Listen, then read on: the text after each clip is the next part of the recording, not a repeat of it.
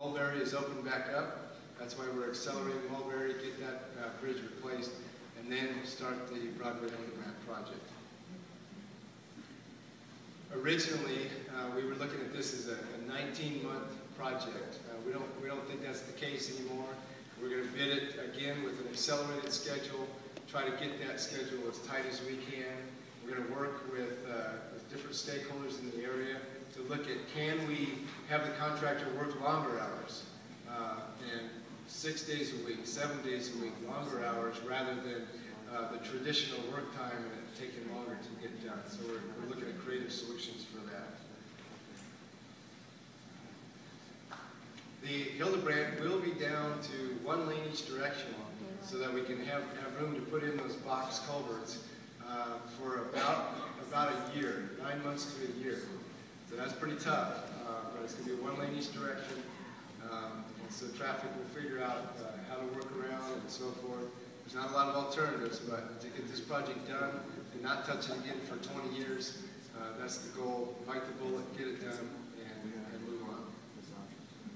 Again, we'll put messages up on the freeway signs and area to try to route traffic as best as possible. Okay, with that, we have a couple more speakers. Why don't we move into that? We have a couple of short presentations, and then we'll open up for a little Q&A, and we'll be able to go back as well. We have Thomas Klein from San Antonio Water System, SAWS, going to come and talk about his project.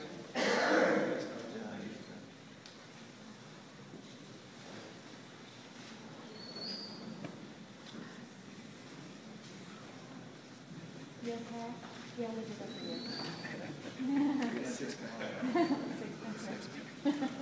Good evening. First off, I'd like to thank Mike for inviting SAWS to participate in this meeting. This is their Catalpa Pershing Here We Come meeting, obviously with construction starting. Our project's still in the early stages of design, but we want to take this opportunity to share with the public what we have and what's coming up in the future. There are a lot of improvements planned from the SAWS point of view and from our project list. And it's going to take several years, and you'll see SAWS out there for many years. But we want you to know that this is not part of the COSA work, this is not part of the SARE work, this is the SAWS work as a standalone. My project is the Almost Basin Central Watershed Sewer Relief Line. It's a mouthful, so from here on we call it the C3 project. And if you say C3, I'll understand what you're talking about. The project is located in Council Districts 1, 2, and 9, and a portion in Alamo Heights. And the total linear footage of the pipe that we have, or I should say mileage of pipe we have, is about 10 miles of sanitary sewer pipe. It ranges in all size. It starts, our project starts along Avenue B at Josephine Street, continues up Avenue B, where it continues north of Mulberry, through the Witte Museum, through Incarnate Word. North of Incarnate Word is split into 3 legs, with 1 leg going into Alamo Heights. And 2 legs going underneath the Almost Dam into the Almost Basin. This project has everything under the table. It has pipe ranging from 8 to 60. We're looking at pipe being replaced because of condition, pipe being replaced because of capacity. And like Mike mentioned, one of the things we wanted to do was identify other projects in the region that we could joint bid with. We want to minimize the impact to the community. We want to get in there, construct our sewer line, and be out there without you knowing it. Unlike the other projects, you won't see the direct benefit of this. You'll see our construction, you'll see crews out there, but with the sewer lines in the ground, what does the public see? It's gone. This project is an expensive project with 10 miles of pipe in a very heavy, dense, not populated, but just a dense area. There's a lot of construction issues there. There's constructability issues, there's the proximity to the San Antonio River, there's the traffic issues that we've talked about the whole evening. So the cost of $48 million, that's over the next couple of years we do our entire project build out. The project will be phased. We can't do the project all at once because of budget reasons, but we should start construction in mid-2011, and we're including us with this. We want to get out the word of our C3 project as much as possible. This will not be the last time I present this project to the community. So please, this the back, I have a fact sheet, my contact information. Call me anytime. Unlike the other speakers, I'm not a VP, I'm not an assistant city manager, I'm a project engineer. I'm the one responsible for this.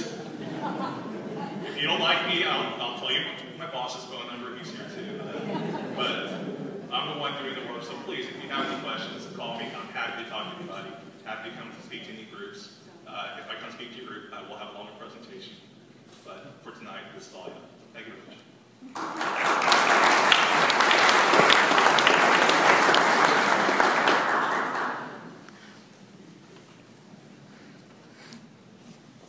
Thank you, Thomas. Appreciate it. Yeah, there's some projects we don't want to see that close. A big sewer project is that. But we appreciate that. It's an important project. I'm going to introduce John Mines. John is an architect and consultant for Ford Powell Carson. He's the consultant for San Antonio River Authority, and talk about a specific project that they are working on. John, come on up.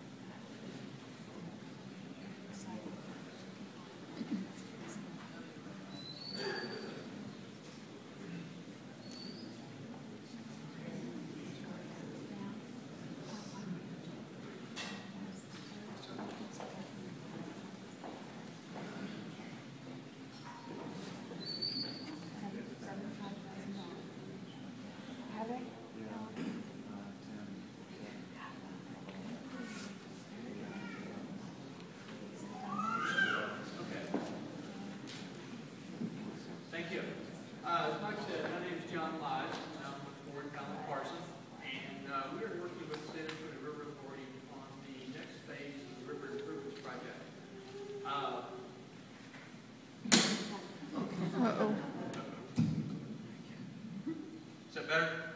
Okay. We completed the urban segment of the museum reach, or the extension of the Riverwalk in May of 2009, and we completed phase 1 of the segment in May of this year, which connects the urban segment with Breckenridge Park by the hike and bike pathway that runs underneath US 281. The next project we have on tap is 2 hike and bike lanes, which will run on the north and south sides of Mulberry, which will connect to the existing bike lane on Avenue B, and we'll run over to connect that up with Red Oak and River Road and Avenue A. We're going to start construction in mid-December. We anticipate this will be a 4 to 5 month project, and we've timed this so that we will start construction when the city closes Mulberry to put in the new Catalpa Persian Bridge that you heard about earlier, and then our portion of the project will be complete when Mulberry opens back up to traffic. The project on the south side will feature an 8-foot wide hike and bike lane. It will connect up to the new city bridge across Catalpa Persian, and it will run and meander back and forth through the trees and eventually get over to the area of Red Oak. The square that you see there will be an interpretive feature that will interpret the remnants of the 1904 Breckenridge Waterworks Canal. There will be an overlook there with an interpretive that will describe the history of that feature. And then just to the west of that, we are planning, if I could borrow a phrase, an enhanced pedestrian crossing, which will connect the bike trail on the south side with the bike trails on the north side, and then get you across Mulberry there into the park.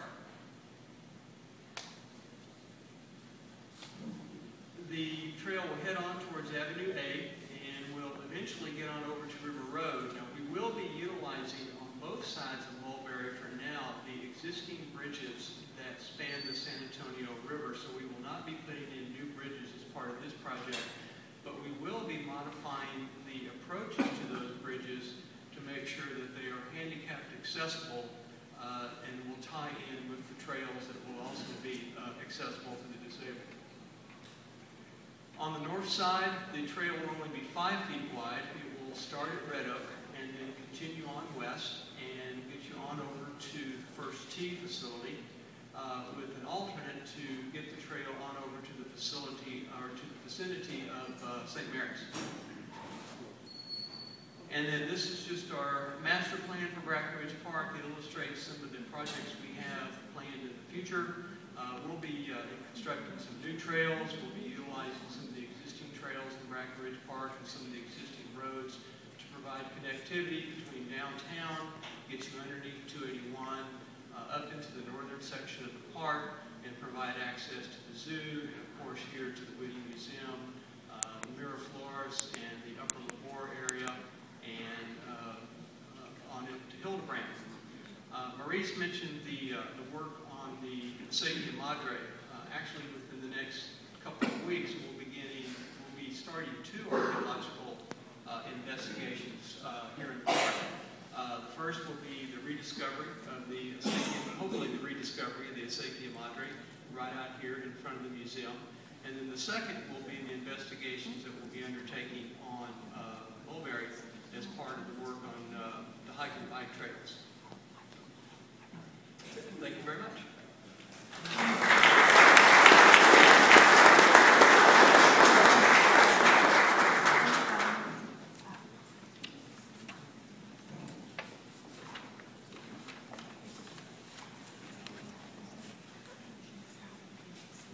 Okay, well, special thanks, John. Great project, and special thanks to all of our speakers. Let's give them a round of applause. Really okay,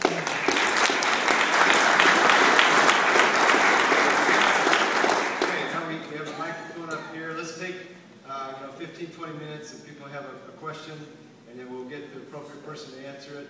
And think about the question maybe from the broader perspective. What is it that you're looking for? If you're looking for a real design detail, we're going to have people look at that with you at the boards and so forth in the back. And some of you, I need to know, you've heard the presentations, you need to take off, that's fine if you need to do that. But how about any questions on any of these projects at this point?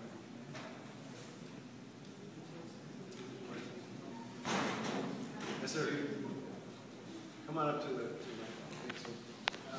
do I have to state my name? that might be. Well, my name is Daniel. I'm a cyclist, and I do live in Big Witte Hill area right now. And I pretty much, when going on Broadway, I use the bike trail along Avenue B for the most part. My concern is not so much with the construction halting. I understand that part, and I can't wait for the improvements. But I'm a little bit worried about the sewage stuff, and would that affect the bike lane during that project?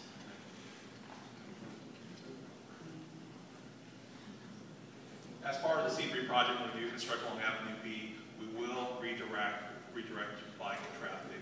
We won't close it off. We understand that's the main thoroughfare for bike traffic. We haven't established the alternate routes yet.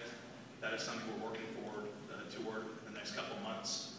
But we have identified that concern, and we do intend to maintain access.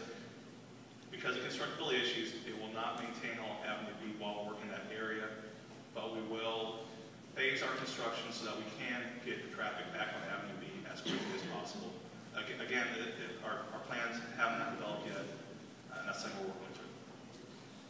And my next question, my final question, is the crossing at Red Oak. Are you going to put in a stoplight or what's going to be the feature to pretty much slow down traffic down already chaotic 2-lane highway?